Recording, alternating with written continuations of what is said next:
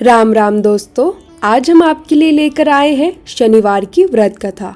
तो आइए शुरू करते हैं। प्राचीन समय की बात है, एक बार सभी नवग्रह सूर्य, चंद्रमा, मंगल, बुध, बृहस्पति, शुक्र, शनि, राहु और केतु आपस में विवाद करने लगे कि हम में सबसे बड़ा कौन है। जब निर्णय नहीं हो पाया तो सभी देवराज इंद्र के पास पहुंचे।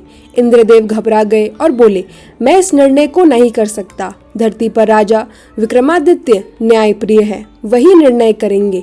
सभी ग्रह राजा विक्रमादित्य के पास पहुंचे और कहा, महाराज आप ही बताइए कि हम में सबसे बड़ा कौन है। राजा सोच में पड़ गए। वे जानते थे कि यदि किसी को छोटा कहा तो वह नाराज हो जाएगा। फिर उन्हें एक उपाय सूझा।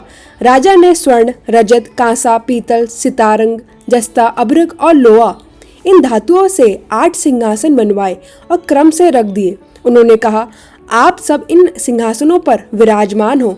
जो सबसे अंतिम में बैठेगा वही सबसे छोटा कहलाएगा। जब ग्रह बैठे तो अंत में लोहे का सिंहासन बचा। उस पर शनिदेव बैठे और सबसे छोटे माने गए। शनिदेव क्रोधित हो उठे और बोले, राजा तुमने मुझे छोटा बताकर अपमान किया है। याद रखो, सूर्य एक राशि में 1 महीना रहता है, चंद्रमा 2 दिन 12.5 घंटे, मंगल 1.5 महीना, बुध शुक्र 1 महीना, बृहस्पति 13 महीने। परंतु मैं 2.5 वर्ष से लेकर 7.5 वर्ष तक एक राशि में रहता हूँ। मेरी 7.5 से भगवान श्री राम को वनवास हुआ और रावण का सर्वनाश हो गया। अब तुम भी मुझसे सावधान रहो। ऐसा कहकर शनिदेव चले गए। कुछ समय बाद राजा विक्रमादित्य की 7.5 आई। शनिदेव एक घोड़े के व्यापारी बनकर आए और उत्तम घोड़े राजा को भेंट किए। राजा जब उस घोड़े पर सवार हुए तो घोड़ा वन में भागा और अचानक अंतर्ध्यान हो गया। राजा भूखे प्यासे भटकते रहे। एक ग्वाले ने उन्हें पानी पिलाया तो राजा ने कृतज्ञ होकर अपनी अंगूठी दे दी। राजा नगर पहुंचे और एक सेठ के घर रुके।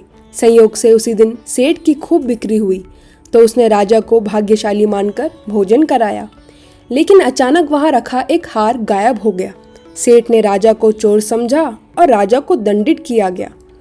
उनके हाथ पैर कटवा दिए गए और नगर से बाहर फिकवा दिया गया। वहां से गुजरते हुए एक तेली ने दया कर उन्हें अपनी गाड़ी में बैठाया। राजा अपने मुंह से बैलों को हाँकता और गीत गाने लगे। उसी नगर की राजकुमारी ने उनकी आवाज़ सुनी और निश्चय किया, मैं विवाह उसी से करूंगी। राजा विकलांग अवस्था में भी राजकुमारी से विवाह कर लिए। फिर एक रात शनिदेव ने स्वप्न में आकर कहा, राजन देखा, मुझे छोटा बताने का परिणाम कैसा होगा। अब यदि कोई मेरी कथा सुनेगा, व्रत करेगा, चींटियों को आटा डालेगा और मेरा ध्यान करेगा तो मैं उसके सारे दुख दूर कर दूंगा।